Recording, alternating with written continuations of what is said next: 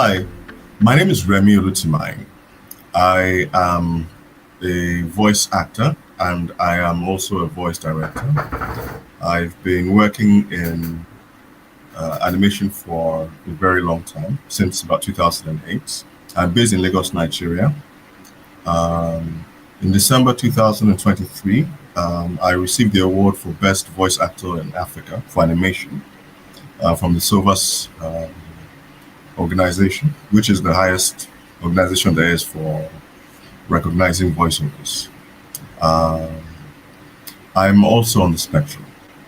I've got Aspeger, and it took me about 40 years to realize why I was different. Being different isn't wrong. But once you understand what makes you different and how you're different is different, a lot of things become easier.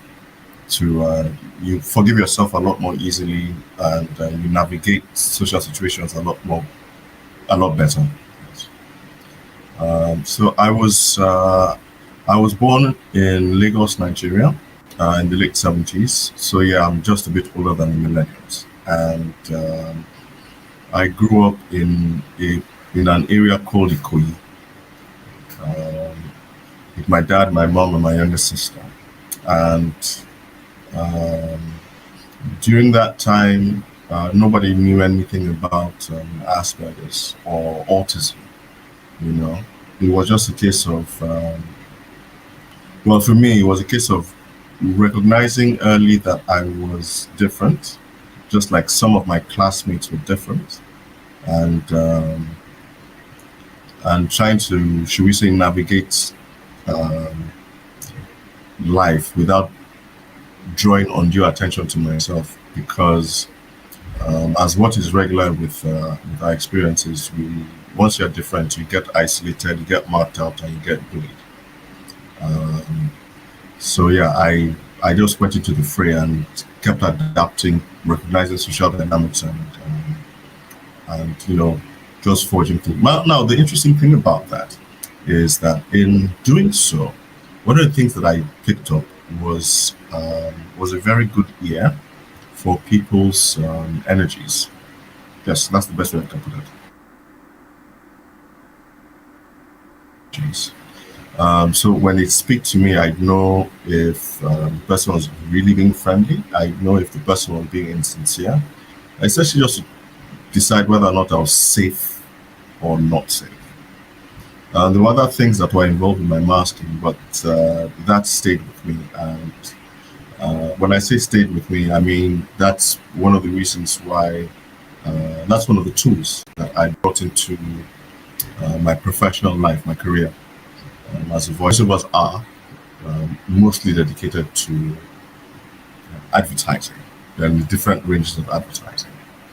But when I went into animation in 2008, I was a voiceover at that time. I've been practicing voiceover at that time. And I realized voice acting was different. I'm like, different. And I committed myself for 2 years to understand what that gap was between voiceover and voice acting, and make the leap. And it was in doing so that I realized that we have lots of voiceovers in Nigeria. We have, voice acting was just coming up, but we had no voice directors. And for anybody who's been in that space for a long time, they understand that there's only so far you can reach when it comes to animation as a sector without a voice director. And I filled in that gap.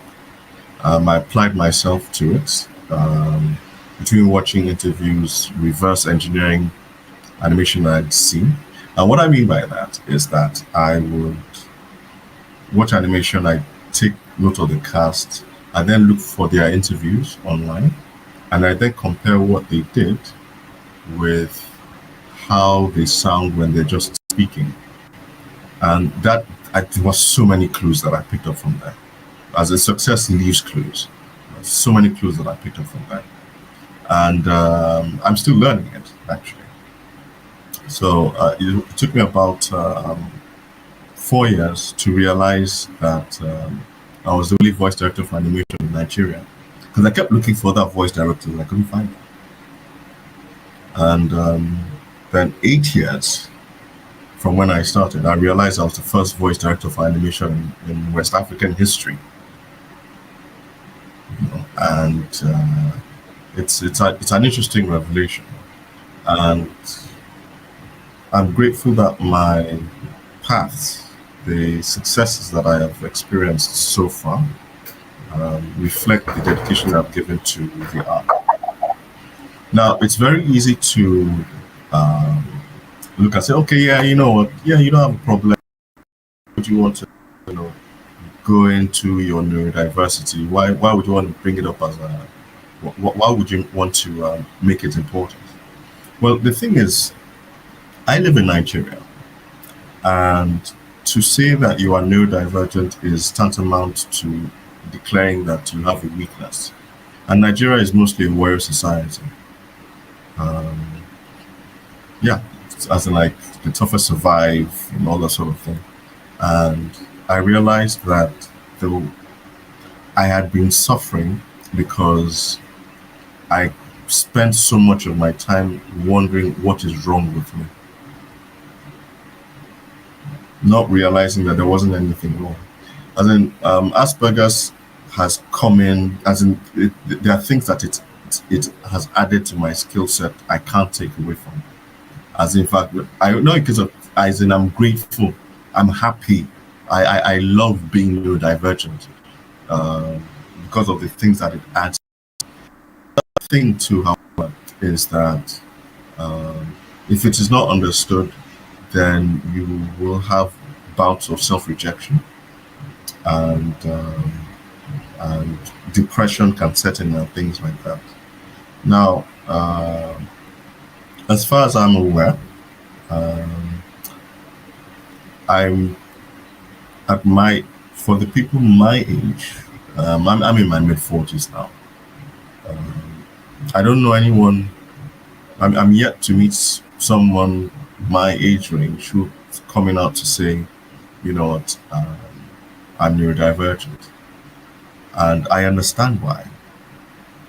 Because worried about the way people would look at you afterwards. You know, the judgment, the assessment, they're like, you know, I think maybe this guy is not. As in, Nigeria can be like that way. I'm just grateful that I'm in a field where the excellence of my work, the reputation that I've built, the areas that I've pioneered wonderfully, the successful collaborations that I've enjoyed, my body of work, literally my portfolio, is something that cannot be taken away from me just because I'm coming forward to say I'm neurodivergent. It's that is for me, that is one of the places that I feel secure enough to come forward and say I'm neurodivergent. The other thing too is the love of my family, my mom and my dad. Yeah, they are ahead in their years, but neurodivergence isn't really. It's a conversation that we are still having. My wife is aware, and her love has not. It hasn't dwindled. It hasn't gone down.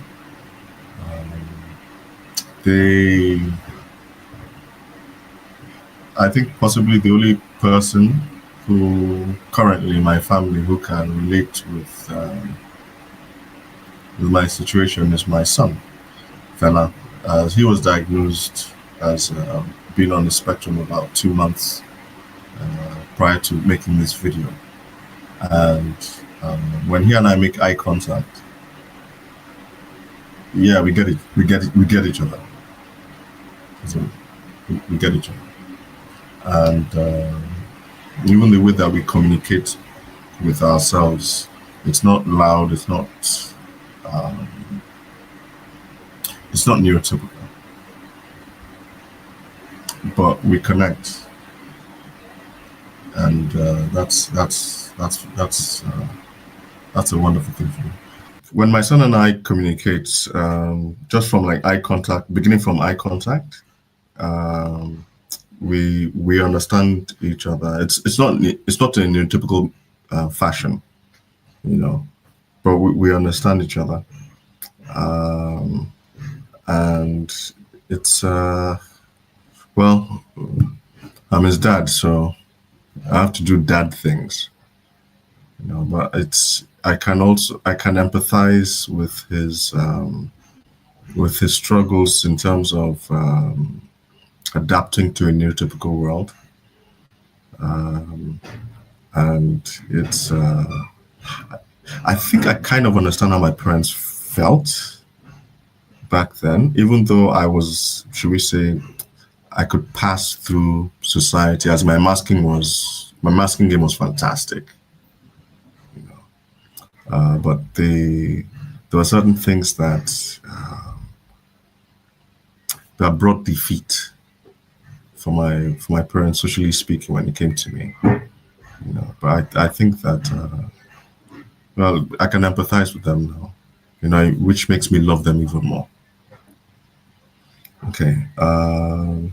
So yeah, I think for me the important thing about being neurodiverse and accepting it is that the world needs to have a mental model for the place of inclusion.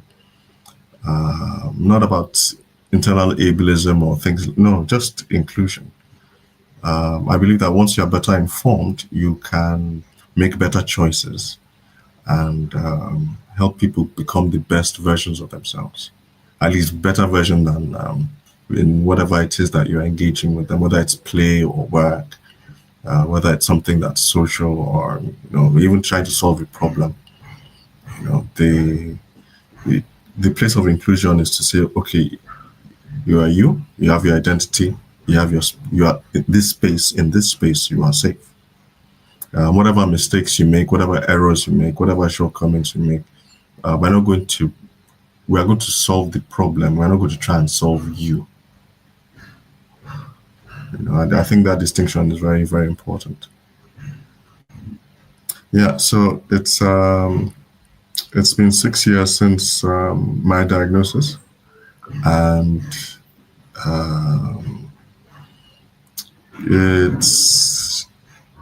it's been a fantastic place to be. You know, it's been fantastic being me. I wouldn't trade it for anything. So yeah, so childhood, I'm the first of 5 kids, 2 boys and 3 girls. And very early on, I realized that being different was dangerous, socially speaking. I kind of noticed the thing I picked up on was when I realized it was a thing. I'd gone through kindergarten and I'd gone through nursery school. So it was my first year in primary school that between my first and second year in primary school, I noticed that the kids like me, they might complete a term, but then the next term they're not around. And when I say kids like me, what I mean relation. I didn't realize that was what was happening. What I felt was that if you didn't move in the groups the way you were meant to,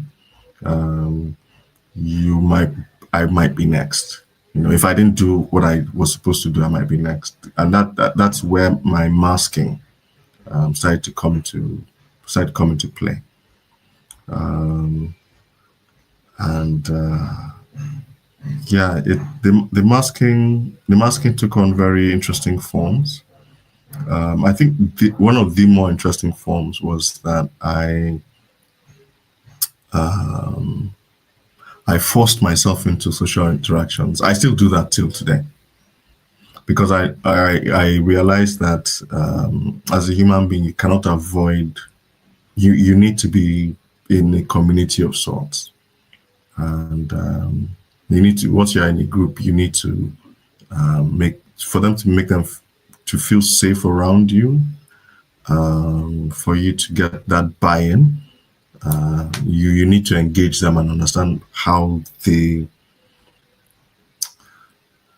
understand what their dynamic is, and as on the personal level, and see what you can do to should we say give them the right resonance. It was kind of difficult for me when it came to my classmates, and I think a lot of that has to do with the fact that and this goes all the way to even being a young adult.